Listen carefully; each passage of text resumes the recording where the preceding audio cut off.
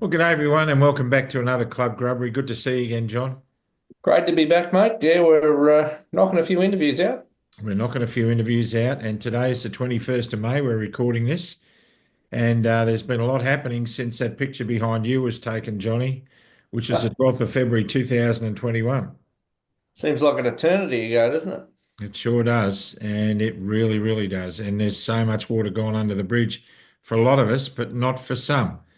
And Mm. tonight we bring you the driver of the black truck, the Freedom Truck, that has been confiscated on the 12th of February 2021 in Paul Offe. Thanks for coming, Paul. Thank you for having me. And your brother Michael, who's been a staunch advocate for your situation since that day. Um, let's just run a little bit of video, guys, to remind people what happened on the day.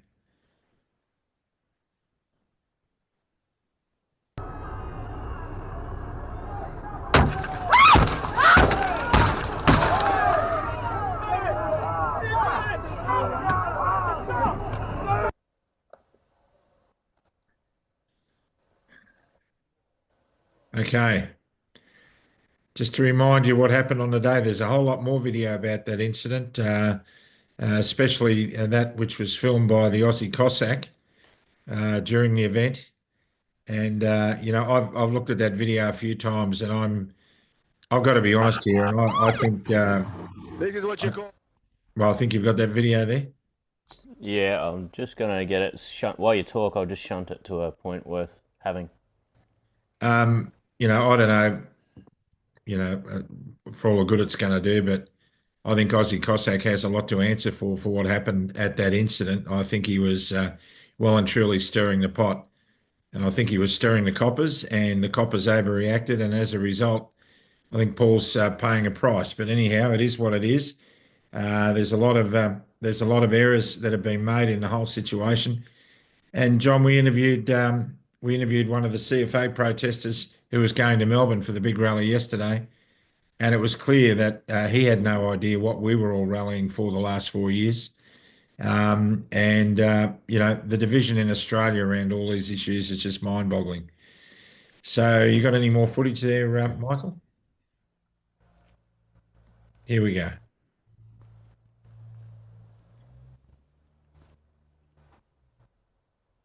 No sound.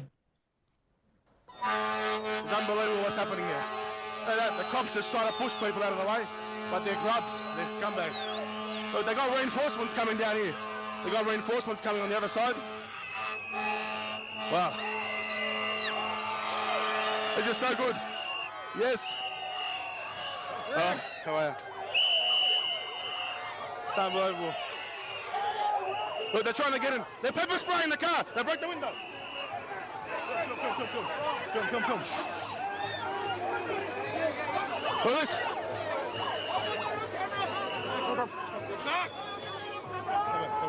Go on there. I'm media. Look at this. Film. You serve us! You serve us! You serve us! You serve us! You serve us! You serve us!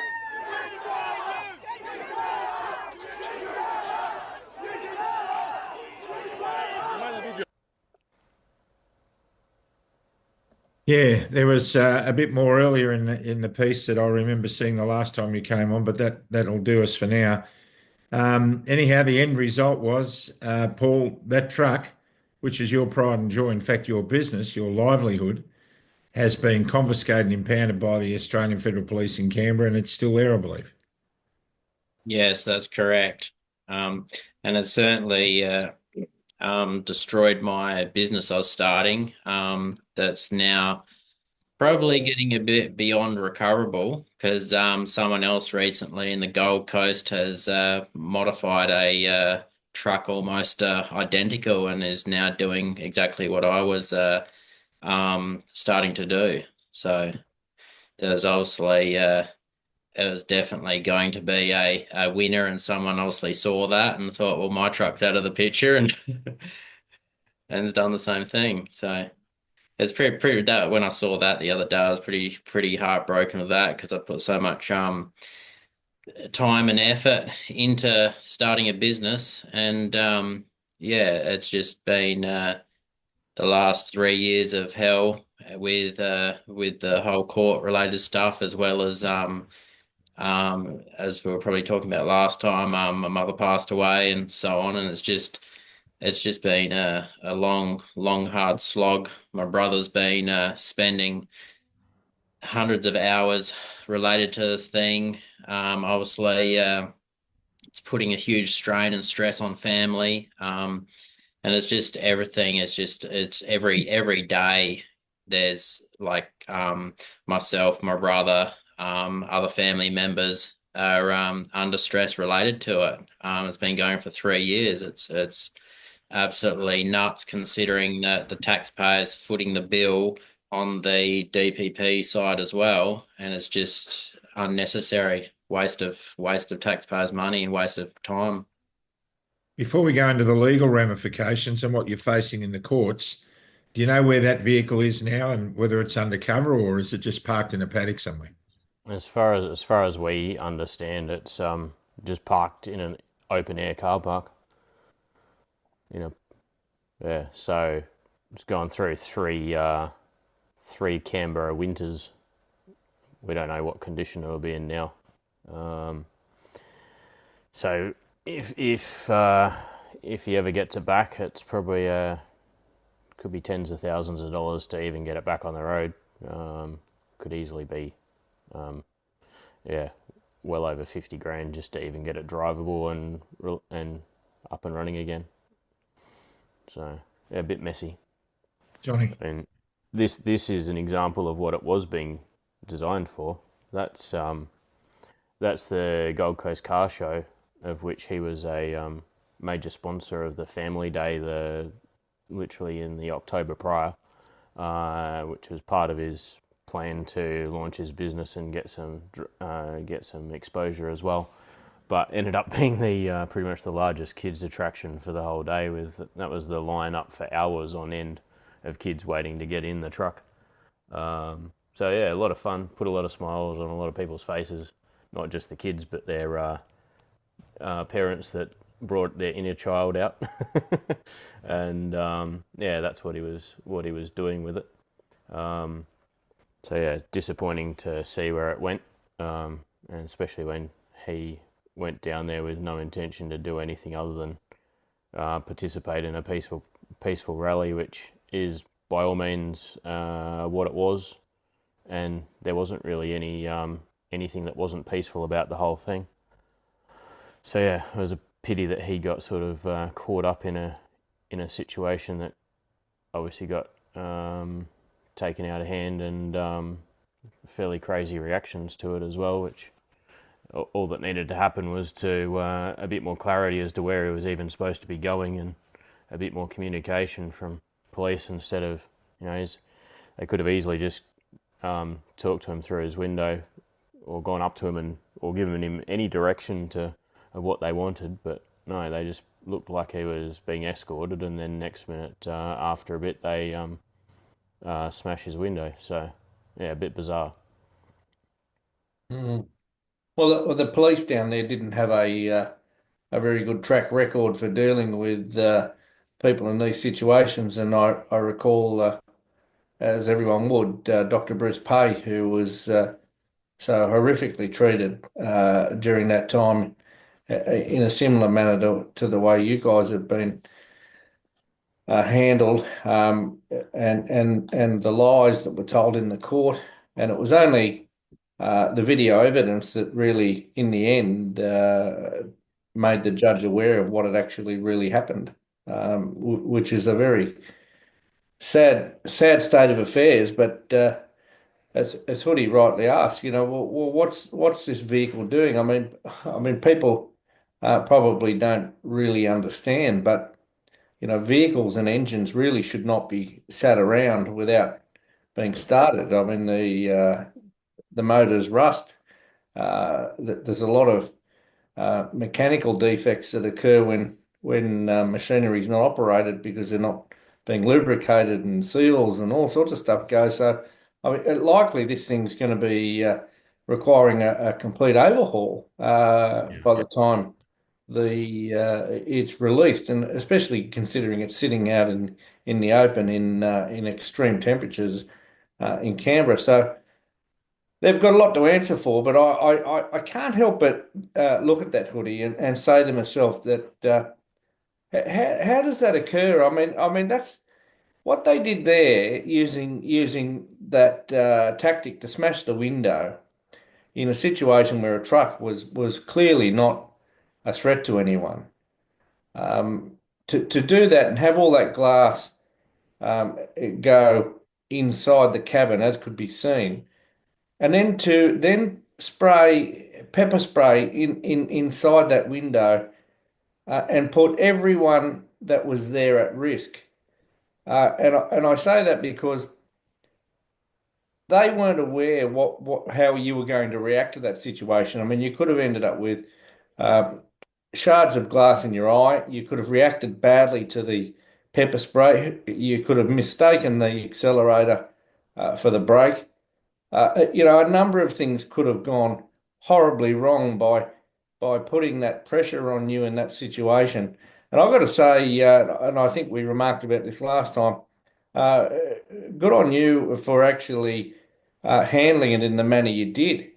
Because I think, if anyone with any sense looks at that video, they will say to themselves, we're very lucky we didn't end up with a fatality that day, not because of your actions, but because of the actions of the police. Absolutely. It's amazing how calm he managed to remain, and he was the first thing he tried to do was get get it into neutral and put the air brakes on, which is essentially a park brake. And then police officers started leaning in and pulling the park brake off about multiple times. And that's part of the reason he ended up getting out the passenger door, because in the footage that's out there, you'll see fairly quickly that he's pulled the air tank and drained the air out of the air tank to lock the brakes on, because it's an Allison auto gearbox. They don't have a park. They have drive or neutral. As soon as the truck is turned off, they just roll on their own accord. There's nothing to stop it. So you have to engage the air brakes. Well, the police kept turning the air brakes off. Bizarre that clearly don't have any knowledge of how a heavy vehicle operates, and yet they end up, causing havoc with it. He manages to drain the air tank within about 20, 30, 10, I think within about 10 seconds of him getting out of the vehicle. He's still got pepper spray and glass in his eyes. He's literally got a scar in his eye from that. And can't really see anything, but he's managed to get the air tank drained and stop the vehicle from potentially rolling backwards into the crowd, because it's not exactly a perfectly level spot there either. Paul, was there any negotiation at all with you prior to that event by the police? Did they issue any lawful instructions to you? I'll talk just because he's obviously sort of the one before court on that one, but they spent a fair bit of time conversing with the Cossack at a point earlier back in the down the line, and then the information Paul was relayed wasn't actually essentially accurate either, and didn't make him aware of what was really going on and what they were expecting. So that didn't help. An officer then came and spoke to Paul, but very briefly, and Paul didn't fully understand what was being said and asked for clarification on a couple of points. And the guy just walks away, ignores his request for clarification, and then says to follow him. And that's what Paul then proceeded thinking he was doing. And obviously then the other party involved also sort of skewed the information again, which didn't help either. So it was a bit of a messy scenario. But the other thing is it's all easy and well and good to try and put black and white wording around what was done right or wrong. But when you've got 5,000 people standing around you chanting at the top of their lungs it was a very even at the best of times, that truck just with the engine running, it's a big 300 horsepower Cummins engine.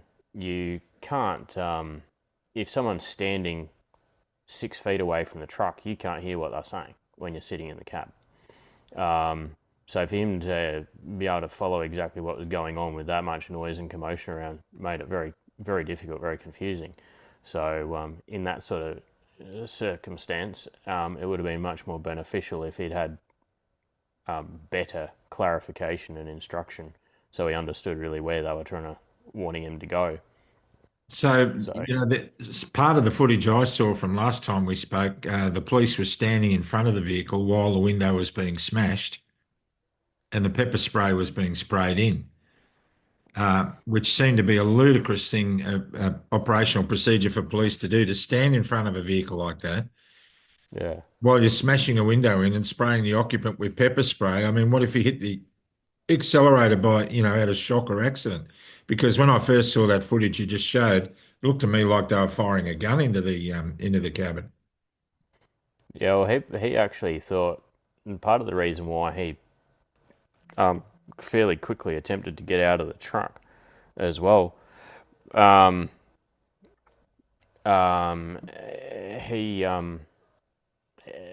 he actually thought, because you also got to go back a couple of steps, he's had a couple of major injuries in the past, one from a car accident, another one from a light truck tyre exploding in his face that ripped his arm to shreds, but also gave him further head injury as well, or whiplash injury to his neck and head. So he's very protective of his head because of it, because he has a lot of head and neck and shoulder problems and a lot of pain from those things. So he actually thought, until he saw that footage some weeks later, he thought he was getting hit by a baton on the side of the head, because they were hitting the glass so hard, and it was a windscreen with tint applied or lamination applied. It was holding together essentially, but every time they hit it, it was releasing a cloud of glass pieces at his side of his head, but with such force it felt like he was actually getting hit in the side of the head with a solid object. So he thought he was getting hit with a baton in the side of the head. He couldn't see, because at the same sort of, for starters, he doesn't want to look in there because got glass shards flying everywhere all over him. And secondly, they then doused him with pepper spray straight in his face as well. Both of which are the most bizarre of things to do with a person in control of any vehicle, let alone a heavy vehicle. Right? The dangers that throws out are absurd, especially in a crowded situation. So he that's another reason why he did try to get out of the vehicle, was because he thought he was getting hit in the head, and was worried about his injuries that he's already had. So where are we at with the legal case now, and what sort of cloud is hanging over the head, Paul? It's very challenging, because mainly as everybody, nearly probably 80-95% of people that look at the footage, including yourselves and others, they go, this is a ridiculous circumstance that never really should have warranted potentially going to being even charged, let alone going to court. Yet the issue is once you get stacked with a bunch of charges, and it seems to be that in their way they run their lawfare game, they start off with a few charges that on the day, and then they gradually build them up over time. In this case, over about 9 months, they kept adding significant charges to the matter, seeming more interested in securing the ability to seize the truck, I think, but who would know? And they, with those charges being applied, it then forces it into a fairly significant legal case to defend, which once it gets to court and before a jury, you'd expect that the likelihood of success is fairly good, because most people can't believe what actually happened and how it was handled. But the game is that's in a very expensive defence to run, and current current analysis of that is in the order of a couple $100,000 minimum to run a trial over it. So we've been very lucky. At the website across the bottom of my screen, freedomtruck.au, quite a lot of people have very kindly donated towards the legal expenses, and that's all it's gone towards is legals, nothing else. And yeah, that's helped, but unfortunately, it's like not even a quarter of what's required to run the case. So, and Paul's a disability pensioner as well, which and he just sunk every bit of money, spare cash he had, and savings he had into the truck to try and get a business up and running to be able to get off the disability pension. So, funds are a challenge, and as a result, it's made our legal defence very complicated. And yeah, so we sort of have between now and the trial's set for 18th of August. So we have a very short period of time to raise pretty much another couple $100,000, which we're working on, but it's not an easy process, and it doesn't make it easy to get this matter handled properly in court, which is probably the only way it will get anywhere, because all they're interested in is trying to make you plead guilty or take deals so they can get out of all responsibility for anything. So have they offered deals? Oh, of course they have, yeah. Yeah. Seems to be the game. They don't really care if they don't get all the charges to stick, as long as you end up agreeing that you were guilty, which is something that Paul certainly doesn't believe is the case. And for everything we've looked at and the way it all went down, he definitely had no intention to do anything wrong, so how can you be guilty in that case? So you've got a solicitor representing you at the moment? Yeah, solicitor and so lawyer and barrister, but the challenge is the costs that it costs for them to run the trial, and for the defence and the prep for the trial.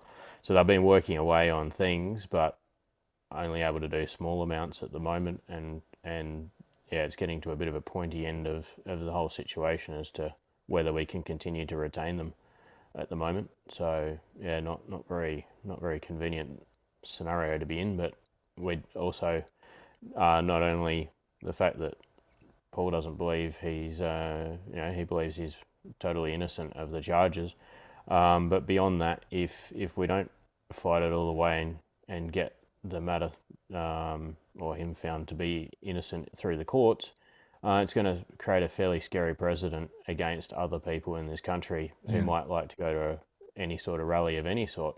I mean, you were just talking about the big CFA rally in Melbourne, which pretty amazing to see the numbers that got there in a fairly short space of time as well, and the support that's had, and for good reason. The farmers are getting screwed over there as badly as all the frontline workers were getting screwed over here, in many respects. But, if that was happening in Canberra, that could quite easily end up, the way things are going, being a scenario like this. And the problem is if this case goes through and Paul can't run a proper defence due to financial pressures and things like that, and if they get a win, they've then got an immediate precedent that they know that they can get away with that type of thing again.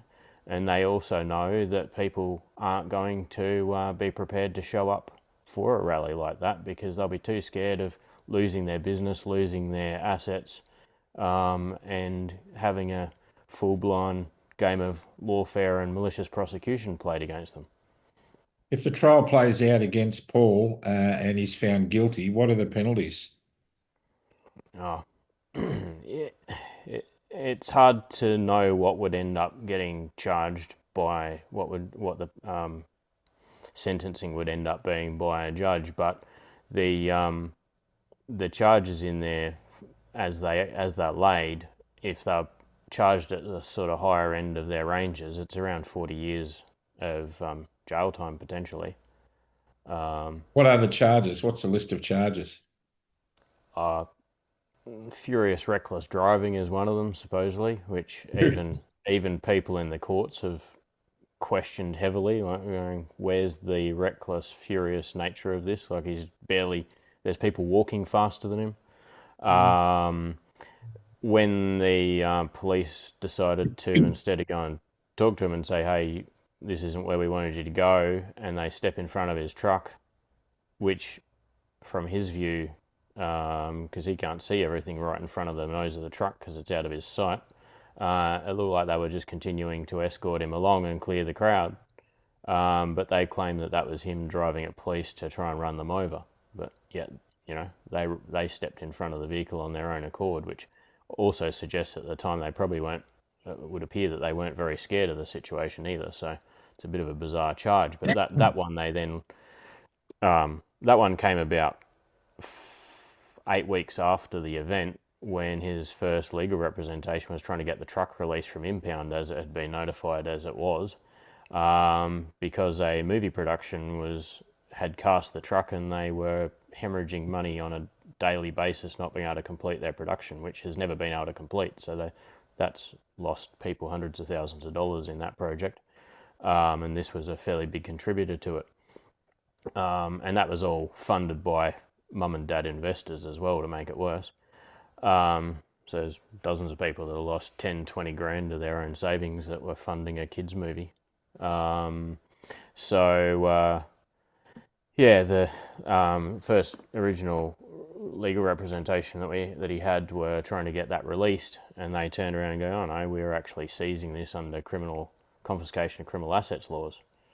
Well, usually that's reserved for people trafficking drugs or doing organised crime. I mean, there was no crime. B, where was the organised or major crime? There wasn't any. So they've just used crazy laws out of context to screw him up and cause him financial difficulty. And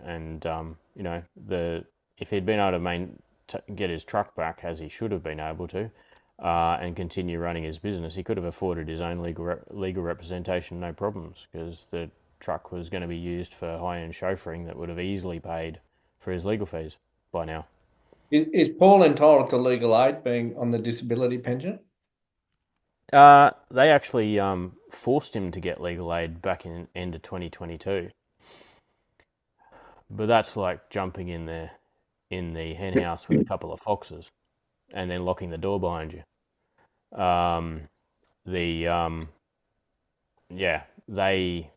They work towards the same aim that the prosecution worked towards, it would appear. We won't actually take it to a trial. We can't do that for you. They also, all they were interested in was trying to broker a plea deal, which means plead guilty, make everyone look good, lose out yourself, and see you later. With the truck back in your possession?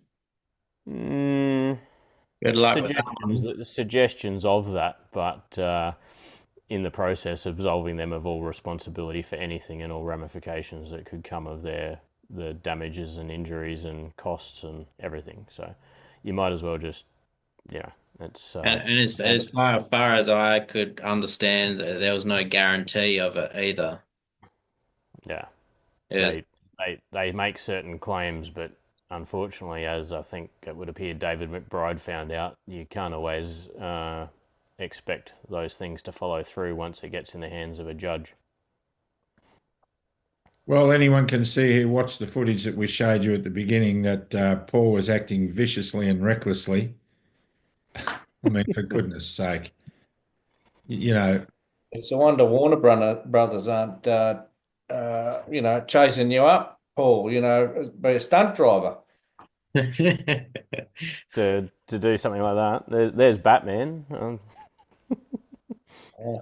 Yeah.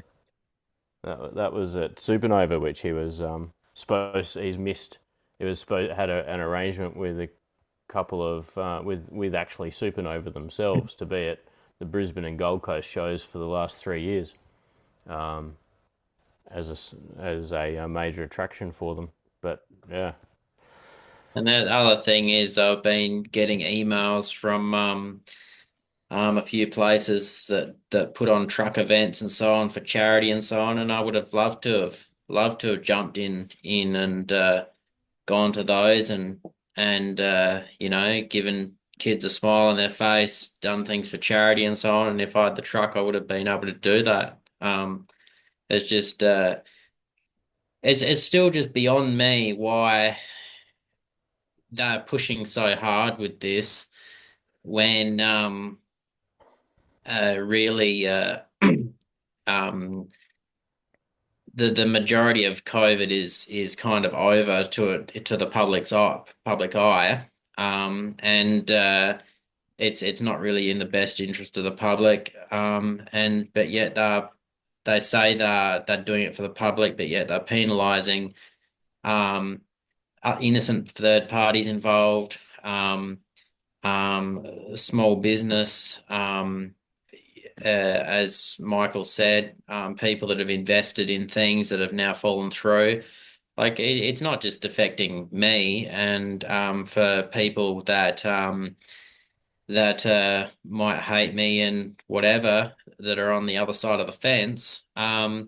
It's comes down to it doesn't really um, in one sense matter about me. I'm really insignificant in the scheme of things. It's the rest of Australia and what how it's affecting innocent third parties as Michael said, if they are successful with this, um, it's going to stop a lot of people going on peaceful rallies next time if they go, oh well, I can have all my assets seized and I can face uh 40 years, up to 40 years in jail. And not only that, say hypothetically I get my assets returned, I get a slap on the wrist or whatever, or I'm successful and prove my innocence. That's the ideal situation. It's so far been over 3 years of not only my life but other people's as well. And it's as you know from last time, my mother passed away. I didn't get to see her for quite a few years due to COVID, and I was up in a different state. It's just the process of the before the court hearing is almost worse than the whatever the penalty punishment may they'll be. hand out. The penalty they'll hand out in one sense, like, because it's not only affecting myself, it's affecting loved ones, and that's even more harder to somebody that cares, if that makes sense. Well, the other thing is too, it's reflective of the AFP, what's gone on here. Blind Freddie can see that this is inappropriate policing. I've been involved in emergency services for 25 years, and I've never seen anything like that. That was just completely out of control as far as I'm concerned. Now, Reece Kershaw, you're the commissioner of the Australian Federal Police. I'm sure you've got access to this footage. There would be body cam on these police officers that we're not privy to. I mean, we've seen the footage that these guys have got, and look, it tells a story that should be embarrassing to the AFP. Why you'd want to take this to the courts on these trumped up charges is unbelievable. You've had a loss with Dr. Bruce Pay. That was one of the most disgraceful policing acts in modern history. What went on there, and here we are again, going down the same pathway. Now, if you've got any credibility at all, Reece Kershaw, as the commissioner of this very fine organisation, uh, you should respect the very good men and women there that serve on a daily basis, and you should withdraw these charges and put these guys that were responsible for this through some training, and it should never repeat itself. That's the answer here. That gets everyone out of jail. Put the truck back on the road, and pay them some compensation for all the BS that you put them through.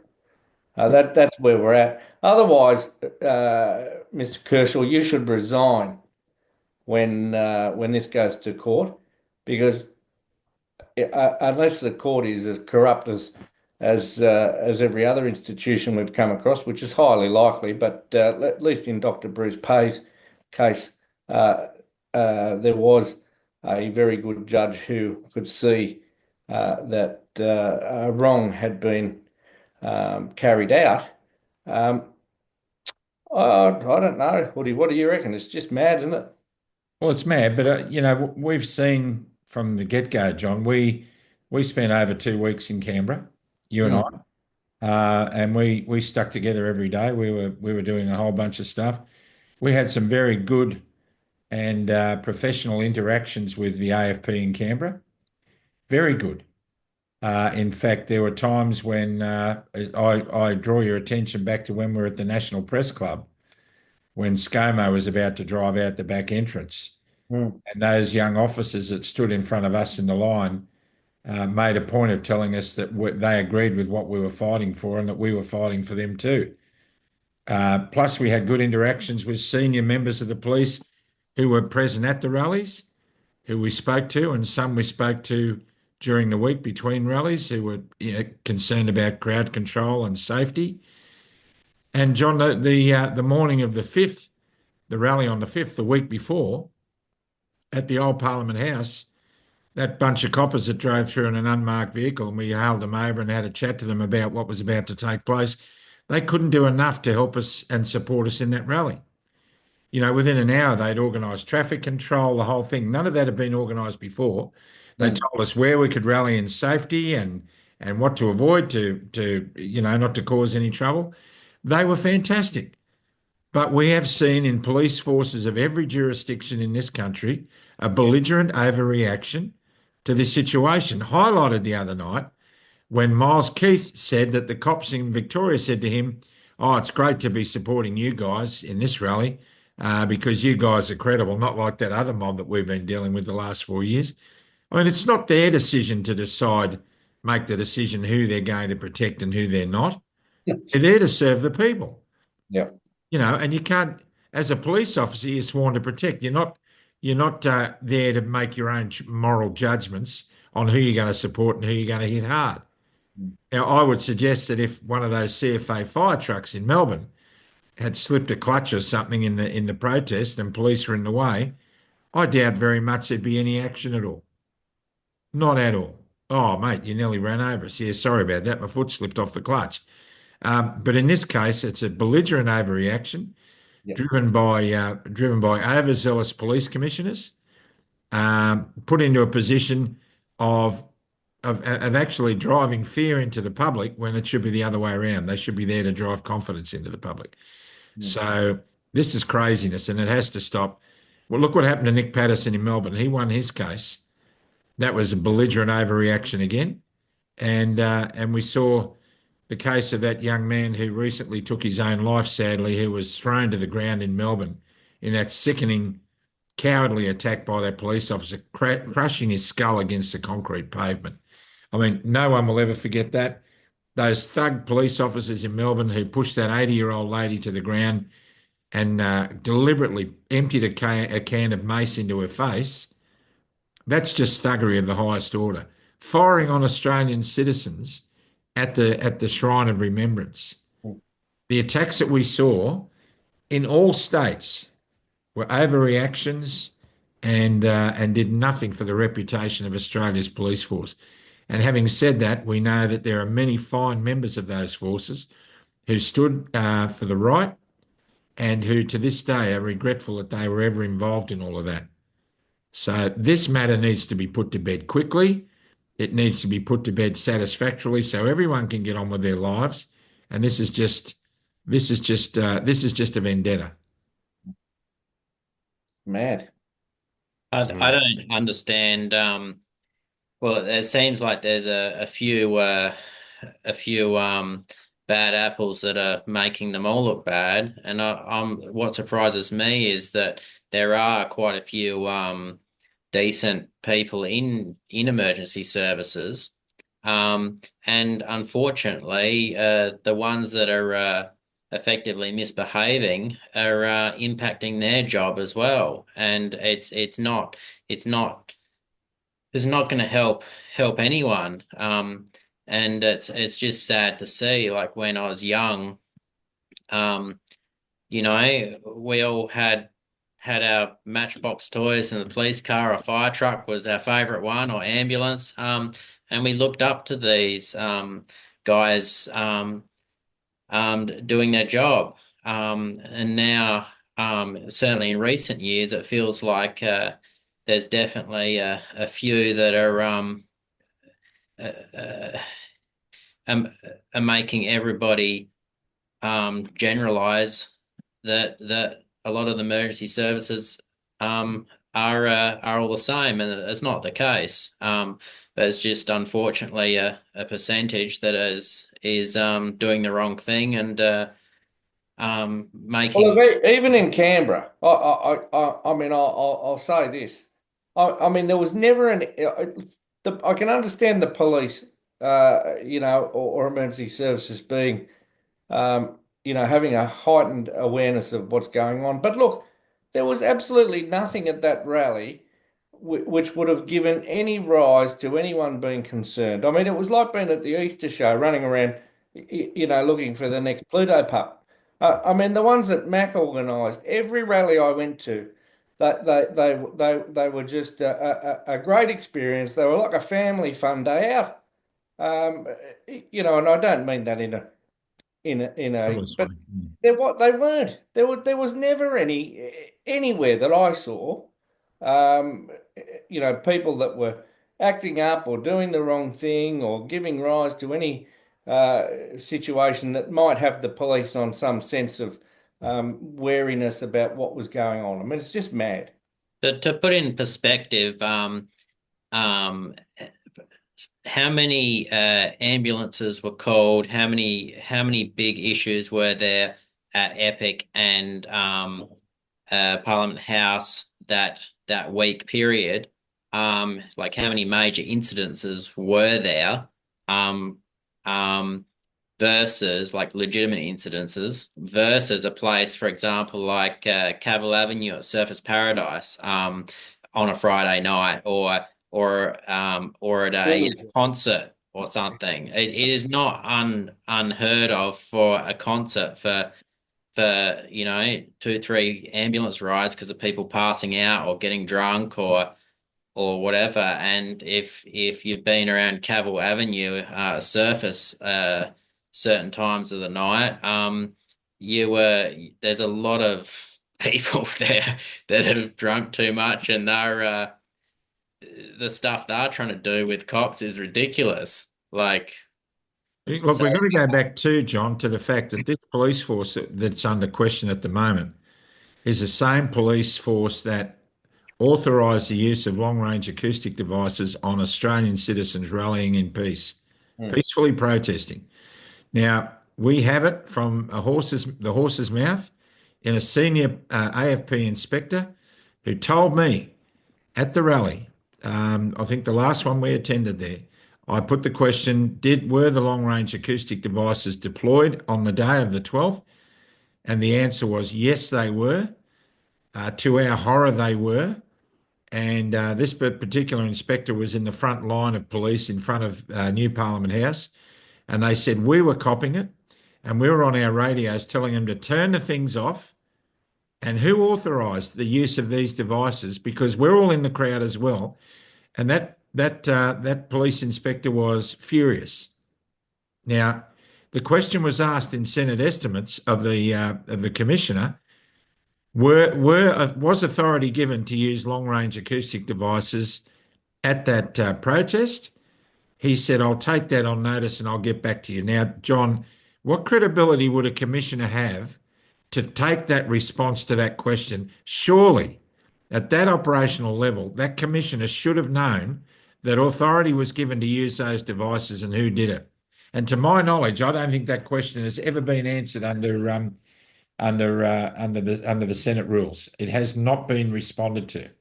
I think Malcolm Roberts posed the question.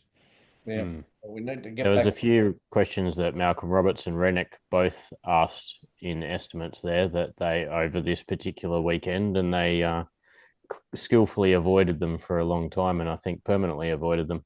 I'll say this: if there could be some interesting things come to light if this hits trial.